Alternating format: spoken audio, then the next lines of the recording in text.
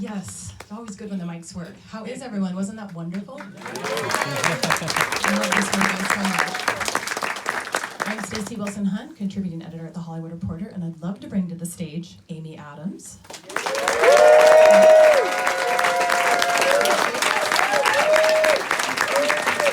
And Stu McNairy.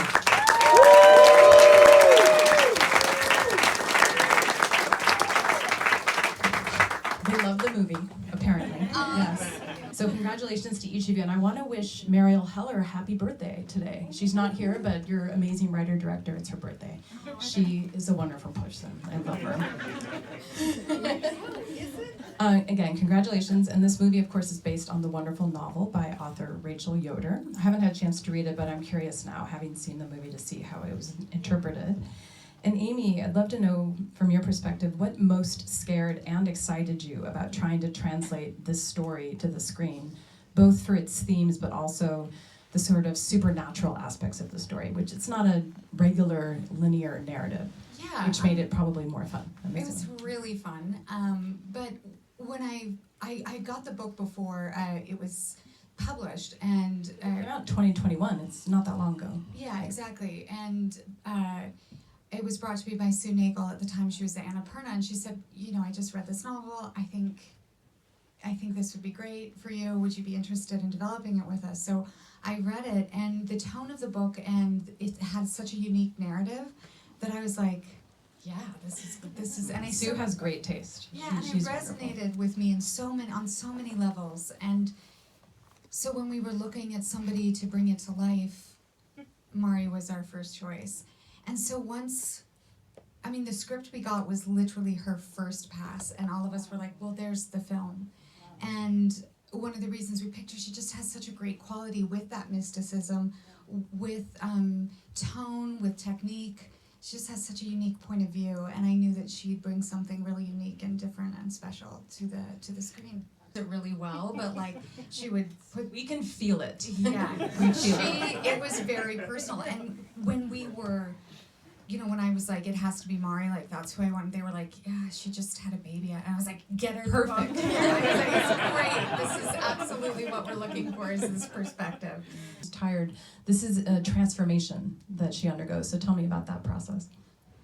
I don't know. Of course, I'm always a little fearful when I start something. I want to be able to execute it in a way that feels authentic and honest and kind of helps the director bring their vision to life. That's always something I want. And most of all, wanting to be able to embody the character in a way that feels true. So that's always something when you start out. On this one, it really didn't feel any different in that way. And I think Mari, the way that she described how she wanted to tell it with different tones and different, sometimes she's voiceover, so the thoughts are really active in her head, and sometimes she's speaking to herself, and then I was like, well, that came too easy to me. Do I speak to myself all the time? Which I think I do. And the film is about her interior life. She is sort of her own protagonist. Yeah. Outside of the scope of her marriage, she's sort of like the leading lady because she sort of feels alone. Yeah, so absolutely. That makes sense. Yeah, and there was, there's definitely challenges, but when you're working with a director like Mari and with great actors like Scoot and the rest of the cast, it just gives you a lot of freedom and a lot of permission to take risks. And you got to be funny. We got to see Amy Adams is really funny, it turns out. I love that. We knew you had it in you. We knew it. I didn't see this as funny when I did it. I was like, oh, it's very funny. I recognize that now. Amy, you are too humble to say this about yourself, but you really have become a model for fearlessness in service of your characters. Really one of the most underrated. You need so many Oscars at this point. It's really, yes. It has to happen at some point. Because this woman's not totally different from you, but she's probably different enough where you thought, okay, remove myself from the equation and find her. What was that like this time? I think one of the wonderful gifts of getting to develop this with Mari is we had so many conversations along the way.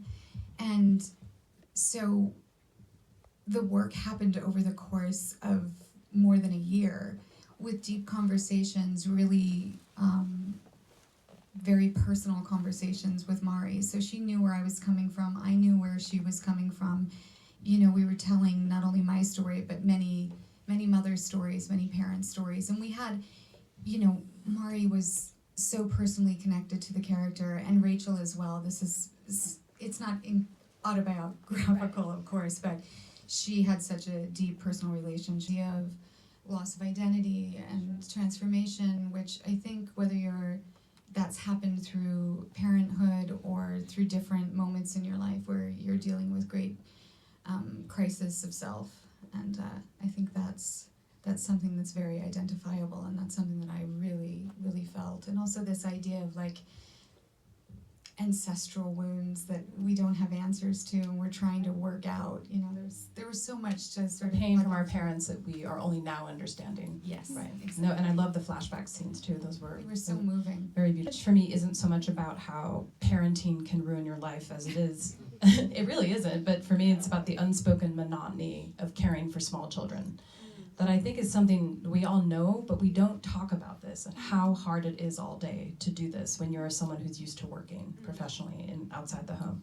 And I'm curious why, and either of you can answer, why do you think it's so hard to have these conversations? Is it because you feel like, well, we shouldn't complain, we're so fortunate to have children, we have to just suck it up and this is just what we do? Or is it just, you don't want to feel ungrateful? Like, why is it so hard to talk about this stuff? I think it's shame.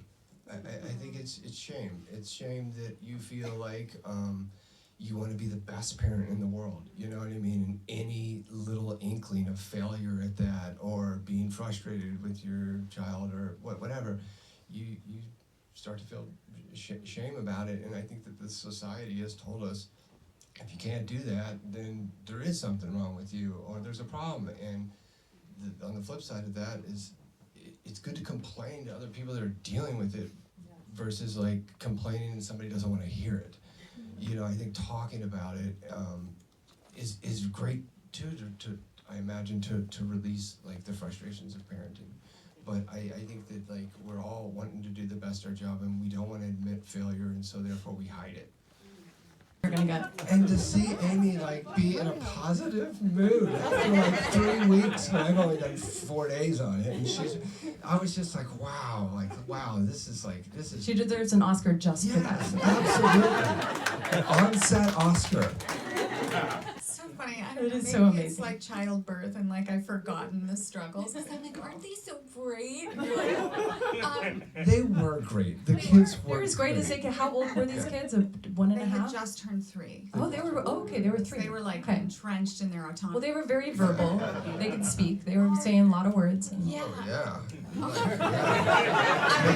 I mean, they called me Movie Mommy, which really helped because they didn't want them to call me by my name in case they wanted my attention. They could cut the movie part out of Movie Mommy, so they would say, so he was Movie Daddy and I'm Movie Mommy, and that's how they got to know us. I think they know my name now.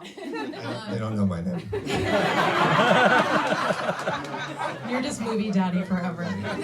They were so wonderful though, because it kept it so alive. You never knew what you were going to get. You really didn't. And the way that Mari designed the set was so that we weren't expecting a performance from them. We were expecting just them to live and breathe as themselves in situations, and capturing that. And it was a real team effort. I mean, Mari was sometimes, especially because I was like, hey guys, I'm supposed to be ignoring him right now, and somebody needs to keep an eye on him because he's jumping on the bed and I can't watch him. So it was really like Mari and the prop department coming up with amazing little tricks, and like in I always think of the museum scene because it touches me, and he just was winding a measuring tape. Yeah. But I have to say it was so wonderful because of like how immediate everything was. You had to be so present and so reactive and so available for them, and it was a great exercise and a great experience. Wow, so just learn what your experience is. You're going to get something different from this movie, and I like, from what I'm hearing, there's a lot of conversations from different points of view on what the movie speaks to in them. For me, one of the things I'm most proud of is that it does speak about this need of community and the lack of community care that we have for mothers and children, and how important that is to help raise the children in our society, how much we really need to create communities of care for our children. Yeah. and better systems for parents. Absolutely. More support and better back to work plans and things that include men and maternal women, health too. care, all of it. It's highlights the need for that, and I hope that it starts those conversations, it continues those conversations, and